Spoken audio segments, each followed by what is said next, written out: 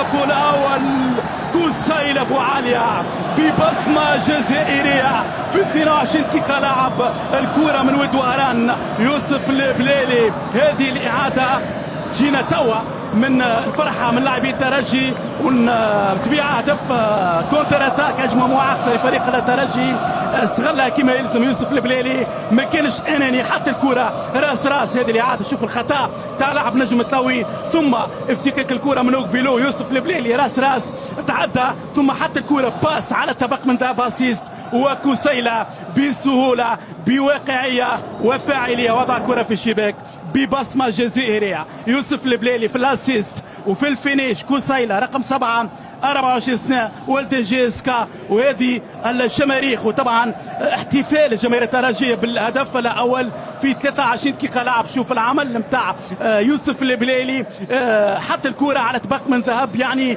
الفينيش كان سهل بالنسبة لكسيلة. تغير نتيجة 1-0 للترجي. أكيد